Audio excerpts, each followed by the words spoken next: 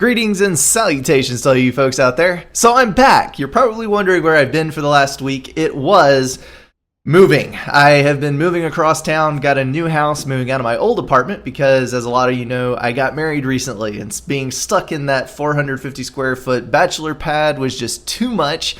So we've now got a fairly decent little house on the other side of town, and hopefully once we get everything set up, I may actually do a brief little tour just to show you guys. But for now, just know that I'm here. I finally have internet access again, and we're going to be back on our normal casting schedule. So today I've got a average Joe's game, and it is almost a strategic facepalm. It's not quite bad enough to be a strategic facepalm, but we're going to call it one, and we're going to dive into the hilarity.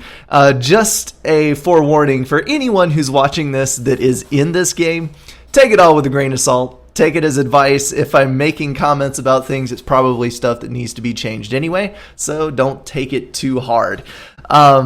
Tabula Rasa is a really cool map. I've played it a fair bit, and the only thing that you need to know about this map is that there is a metric crap ton of reclaim in the middle. There are 3 different reclaim lanes, one for each of the mid ACUs, and then there is a pile of reclaim here and over here for the guys on the ends.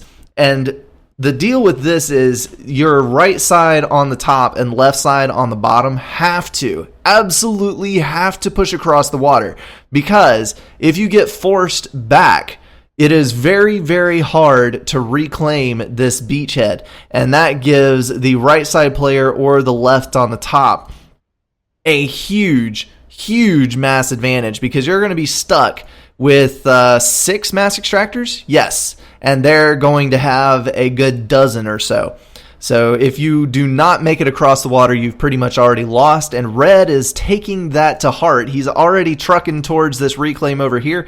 You can make it to the other side and get the mass. You are in good shape. I don't know how much mass there is exactly in here, but just know that it's enough to build pretty much whatever you want, whether that be tons and tons of spam or an early tech factory or even some mass extractors, or maybe a couple of those choices. So, let's introduce the players. On the northern side, we have Robert C. Actually, left versus right. There is no north versus south on this one. Below him is Silver. Then we've got green. That is going to be Tenchi taking UEF. These guys are Seraphim and UEF up top. And then we've got Mackie. And last but certainly not least, the Aztec Shaman. And I have one thing to say about that. Voodoo, voodoo. Okay, enough of that. On the northern end of the left-hand team, we have Headphones Guy. I like his name. I wish I would have thought of that, but it is a pretty cool one. I don't know if I should call him DB or just the Headphone Guy. I think either is appropriate. 1500 rank, he is taking Seraphim. Then we've got Freedom Fighter as Aeon in the technical air slot for this map. We got Stin taking Cybran. Then we've got Midget Man in UEF in the gray color, and then Matthew as Seraphim. So a nice little mix-up. I think we have all 4 factions on all the teams. And then one thing to keep in mind as well, the air player actually has an extra pad of reclaim on this plateau here. And one of the cool things that I've seen people do is they will actually whip up a first transport. It's like Air Factory with P-Gens, like 2 or 3 engineers and then a transport out of that factory, and they will actually drop the other player's mass and steal 700 or 800 mass worth of their reclaim. And it's kind of hilarious, incredibly frustrating if you're on the receiving end of it. Silver is alone in his mass field. That means that he's going to have a huge reclaim advantage, but Gray has got the same thing going for him.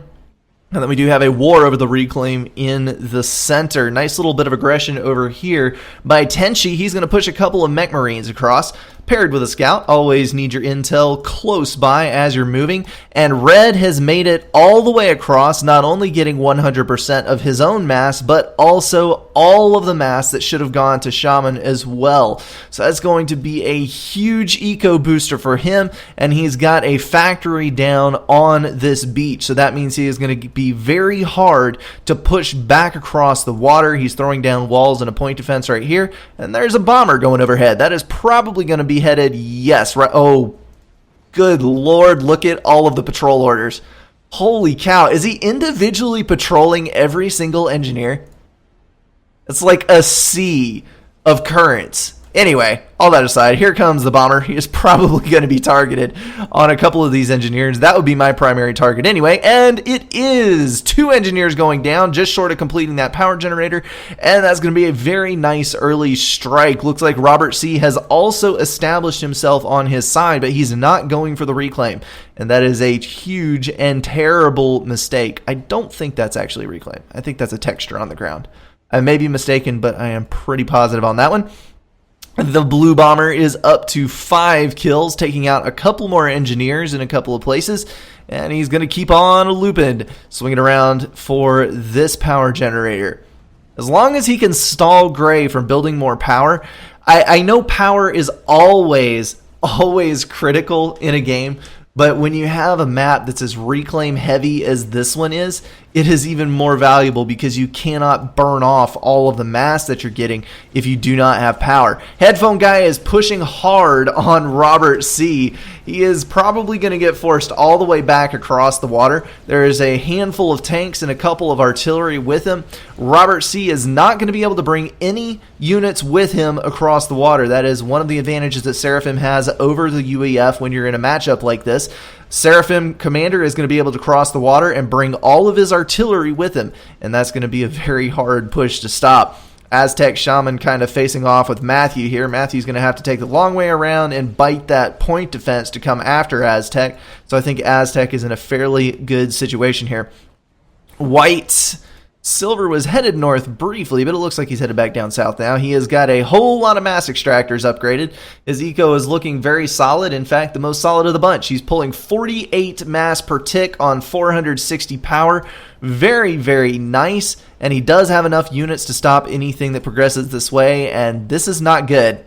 Headphone guy is going to actually beat his opponent across the water. So we have units on this side, ACU and units on this side, and Orange is pretty much stuck in the middle. Not a whole lot you can do about that. Very bad place to be situated. That artillery is going to fire on the protruding head of the ACU. Just kind of trailing smoke behind him here as he moves up. ACU is going to tear into the base and then turn back around to focus on that ACU. 1,300 health, he needs to get in the water. El Pronto, couple of artillery shots, and that ACU is down. Looks like the south side is having better luck. 20 health, no! He actually got under the water there, but an artillery shot with the area of effect came down on top of his head and killed him underneath the water. That was so close. He almost got out of that. On the southern side, Aztec Shaman is not looking extremely healthy, and he doesn't have any upgrades on that ACU. Does have a couple of Medusas to back him up, and overall a fairly well-established position. I don't think he's going to get eradicated, but he definitely does need a hand at some point versus this Seraphim opponent. We got 3 factories here. Look at all the T1 streaming in. I am glad he has the units coming to his assistance. I spy a Mercy. I'm glad he has all the assistants coming to him, but factories in the back here do have a hard time getting units up to the front in a timely manner. So things can happen. Bad things can happen when you do not have enough support immediately at hand. Gray is pretty much streaming bombers in to assist his teammate. Red is going to back up just a little bit when you have a little intel and you see that many T1 units coming at you, especially Mantis. You gotta back off. You do not want to get swarmed by Mantis because that has been the end of many a player. White is doing very well with his units. He is building a lot of T1. He does have a T2 factory in the back here, and it is pushing Ilshivas up towards the northern side. And no, here comes the Mercy. One shot down by the T1 anti-air. We got a couple more here in the back. White is splitting his units very nicely and harassing both sides here. He did kill a mass extractor here. He's got a group that he should be moving. And Mercy, why is that not hitting? T1 anti-air totally failing to hit, and there goes the ACU.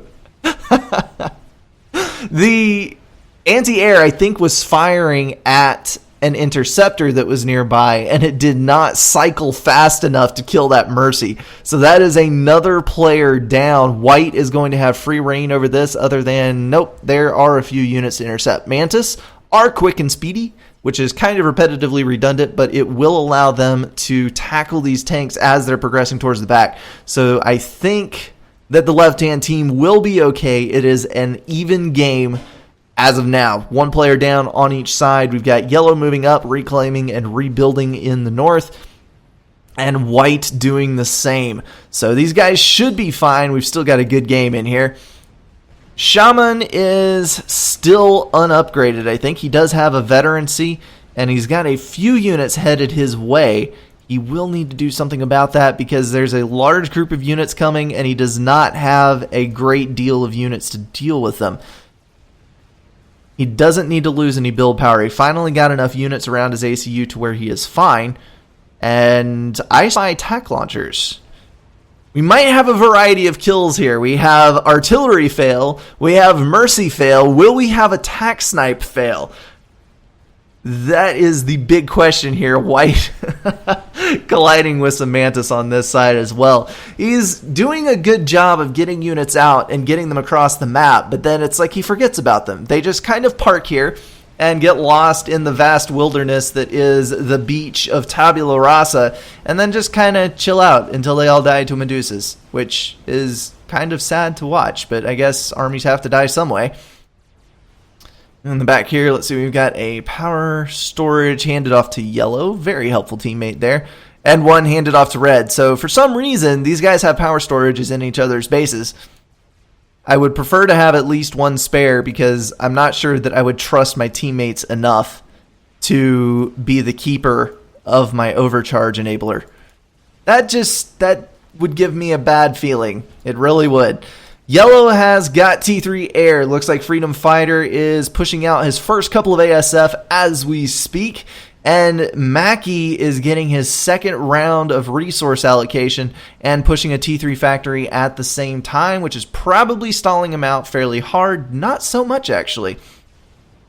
Unassisted T1 ACU. Well, one engineer. Okay, so that is actually a well-balanced eco. Getting that online very quickly. Nicely done there.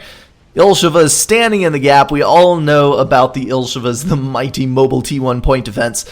Those are going to be a very good guard at the gap. There are a couple of hoplites there which do outrange them, but when they're just kind of running haphazardly in, they're in danger of getting stomped. Best way to deal with hoplites is a handful of T1 bombers, in all honesty. They're fast, they're agile, they have incredibly long range, and unless you have someone utterly failing at micro, they are going to be able to kite pretty much anything you can throw at them in the T2 stage, mostly even in the T3 stage. So you got to take advantage of that low HP and just throw some kamikaze bombers at them, and you should be fine. All right, we got 3 missiles loaded in each of these, and we have a very, very exposed ACU down here on the south side. We need to see some units pushing this. He does have a few in the back here, but not a whole lot. There we go. He's running. Oh, there's the launch.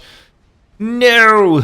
Right as he's walking, there goes the tack launcher. It's almost like he knew it was there, but I don't think there was a scout flying over that at the exact time of launch. There's the impact. No harm done. He will live to fight another day. Silver not looking too healthy, but he is in the water, so he should be fine. And then blue for ASF, but he does have a cloud of interceptors, which are going to assist. That looks like an air win thanks to the interceptors. Always good to have some of those around. And down goes a strap bomber without killing a dang thing. That was a waste. You've got to be kidding me. Those TAC missiles were pinged. There goes the ACU. We do have a TAC fail. That is 3 dumb ways to die down in this game, and we've still got a ways to go. This is bad news right here. I think this is big trouble for the right-hand team. We have a huge group of T1 and T2 units flooding across the gap from Matthew. For an 800, he is really on top of things, hurling his units towards the exposed flank over here. Blue is building T1 point defense like mad. He has got wall sections going down. He's got point defense going down. One thing that I will suggest in a case like this, you can actually build point defense faster if you split up your groups of engineers because they get in each other's way while trying to build things.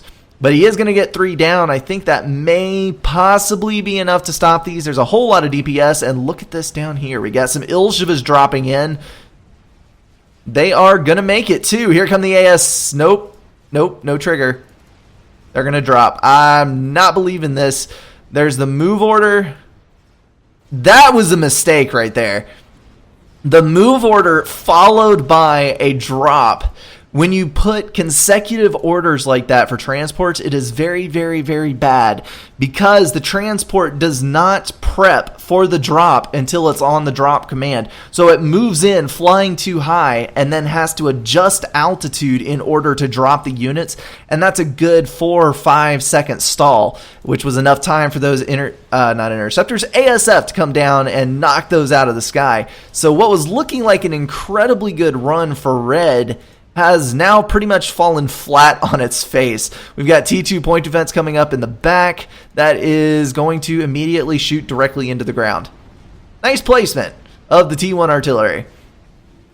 And now units are going to come in and kill those things off. Not before they've killed off a few point defense, but I think it is still too little too late. Silver, I'm not sure about sitting in the water like that. He's kind of running around in circles, and I'm not entirely sure why. He is going to drop a T3 tank across on the other side. Kudos to him for getting T3 tech on the field, but he should be a little worried about what's coming in right here. Tenshi has got T3 on his UEF commander. That's going to allow him to throw down some point defense, which has huge reach. It's going to reach all the way around in a circle about yay big.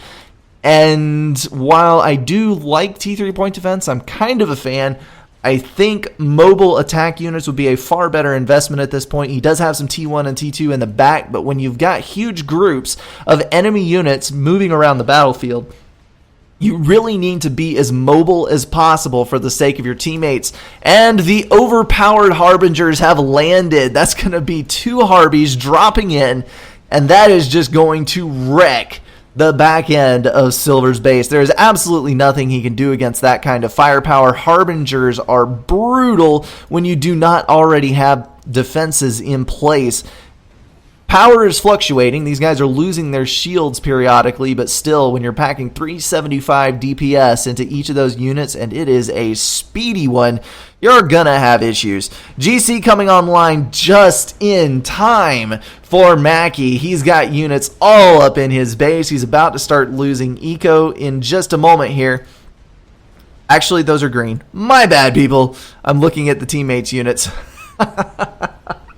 Midget Man is trying to get around on the northern side, and it looks like he will be mildly successful, but Green is going to pull his units up to respond. GC is going to march out, and there goes Red's armies. I am 100% sure that is going to vet up that GC quite nicely, marching across the map.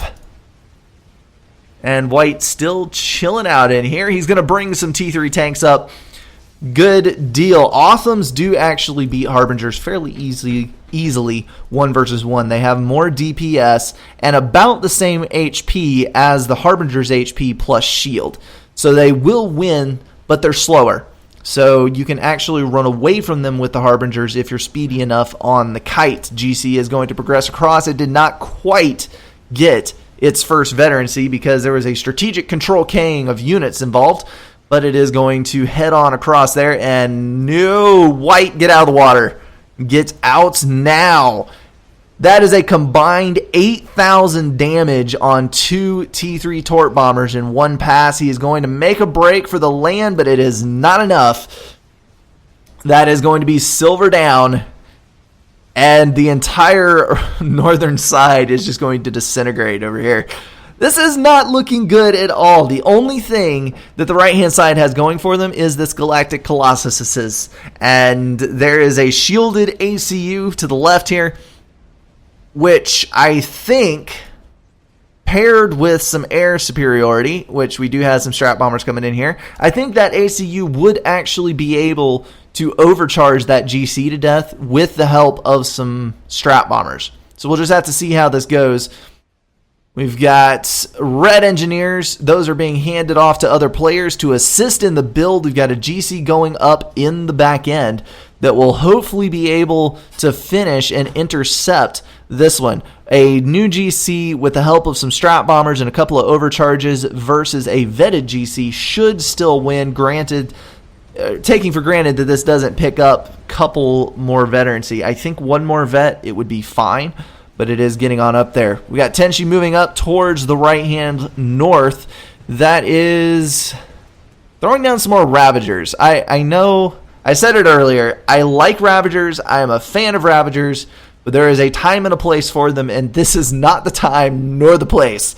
So, yeah, Ravager wasting fire trying to kill off T1 units. That is so much DPS wasted, and that was a horrendous air loss by Blue. He was tagged all the way back to his side by a group of ASF. They are going to take a little bit of fire from a SAM, but not too terribly much. GC closing in on the back, and this is going to be make or break for this game here.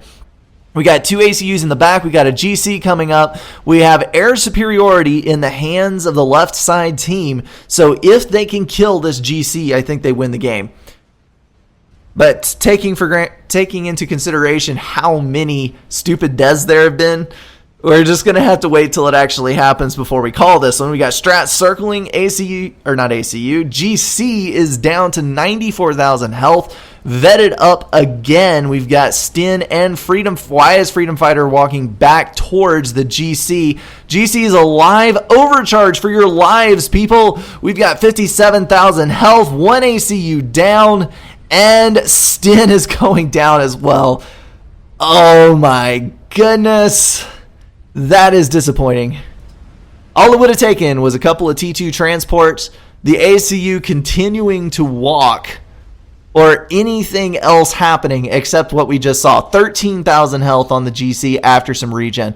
This guy was one overcharge away from dying at its lowest point of health, and it is going to survive. Now, this right here, Midget Man is in the water. He's got his personal shield, which is recharging. That means he is power stalled. Power stall's not a good thing ever, but when you're facing a GC and you have personal shield, you don't want that thing to be dropping. He could walk up here, land 2 overcharges, and kill that thing and only lose about half of his shield, and I think that would be the best case scenario, but this is sadly looking like the end of the left-hand team. They had it in the bag. They had many more players eliminated on the right-hand side. They had air control. They had strat bombers in the air. They even finished a GC right there at the end. And misstep of the commander. And that's game. I mean, there's nothing you can do after that point. All right, I think that's going to be the end of this. I'm going to bump up the speed here, and we're going to watch it finish out. But I don't think there's a whole lot else that is going to be done in this. GC is going to walk into the water after the ACU. Looks like an upgrade going down. Probably the gun upgrade to get that extra range on there to reach the GC. GC is going to try to stomp him to death, but that is not going to work out very well. And yeah, just wait to see how this ends. If you guys have any questions for me, I'm going to take a few minutes to answer some questions for you guys, but it is the 4th of July, so I'm going to probably cut this cast slightly short today. Because we're going to go do things and watch fireworks and go downtown to see some of the events that are happening and all that kind of thing. And I'm sure you guys are probably doing stuff as well, at least if you're U.S. residents, because, hey, 4th is a party day, right?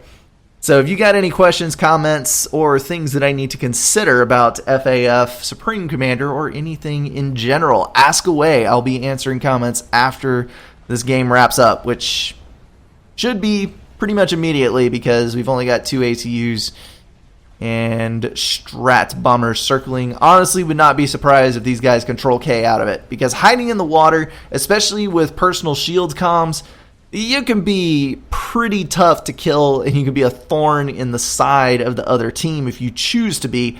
But I think at this point, yeah, there we go. There is the bow out. It is the only nice thing to do. Second GC moving in from blue. Very nicely done. Never, ever give up. That is a lesson here. We got 2 1300s capping out the 2 versus 4 situation with that incredibly lucky Galactic Colossus. All right. I had somebody in here commenting, noob game again. Yeah, I know. I had to pick a relatively short one because of the time consideration today, but rest assured, next week I'm picking back up with the regular cast schedule, so you get a couple of good games. I've actually got some good replays in my list that I pull from, so I should have a couple of good things for you next week, and after this we ought to be back on schedule, so not any more of this 6 days without hearing from me. Nicholas, no, it is not just one FAF game a week. It is at least 2, probably 3, because it's probably going to be 2 casts and a play along. So you're not going to only get 1 game a week. Authams have only 25 more DPS, and that's only if the guns are shooting, and often one or both of the side guns are not. That is, yes. Authams have 400 DPS combined between guns, with 1/3 on the long-range gun and 2/3 on the short-range guns, and yes, they do sometimes have difficulty in targeting. So yeah, stating that Authams hand down beat Harbingers is probably a slight overstatement, but yeah, it is an arguing point. Yes, I hope the UEF SACU is getting nerfed very soon. There is a new balance counselor. Finally, FAF, or the Council of Settons, I think is the correct term for it. All of the guys who are being voted on and put in charge of the operations of Forged Alliance Forever. There is finally a balance counselor. It is Zaki Zak, and he is hanging around in the main chat and on the forum. If you have any suggestions, you need to get with him on that. And I do know that he is aware of the SACU problem, so hopefully that will be fixed relatively soon. I do know that they already have a working idea of the direction they're headed with the next balance patch, but everybody's always open to ideas. It does not hurt to ask. Let's see. I know we don't need pros all the time, Nicholas, but to a certain extent, Joe's games can be really fun to watch just because there's crazy stuff that happens. But when you watch the pro games, it tends to give you a little bit better handle on what should be happening. And there are some very nice technical plays that come about when you're watching like a 1v1 between two 1800s or a team game that's 1600 plus. Some of the ridiculousness that happens is just incredible to watch. So I like to do a mix. Some people prefer all pros, some people prefer all Joes. It just depends. So yeah. I loved playing Supreme Commander, so I decided to start casting the games. I never expected it to get to this point. Like, I never expected there to be... it's pushing up on 2,400 subscribers now, and most of the videos are getting like 1,500 views. A year ago, I would have laughed in your face if you told me that that would happen, but it just kind of exploded, so I kept doing it. And I have a good time. So, yeah. And Exotic Retard does have a good point. After talking to Zach, he mentioned he would like to encourage everyone to make and play balance mods, so do not be afraid to try new things. I'm in total agreement with that. You need to try out ideas, and the best way to do that is to modify the game files in order to change the statistics of the units, and it's very easy to do. If you go to the ForgeAllianceForever.com forums, faforever.com/forums, I think is the correct link for it. Anyway, there is a mod subforum, and there is a guide in there to very easily, you can do it with Notepad or any Word editing document. You just pull the right files, it's a Lua table, and you just change the numbers in it. That's all you do. And you can hook it back in, you can put your mod in the mod vault so your friends can download it and you can try it with several people, and you can just tweak units however you want to just to see what different changes do. And there's a few guys, Ithalus Quo, Brian started one, but I don't know if he finished it. There's a few guys that have put balance mods in the vault, and there is an official balance patch, or official patch mod that you can play to test out the new bug fixes that the guys have put in. So there's a lot of good stuff in that, but just basically try it. That's the only way to know what is going to happen.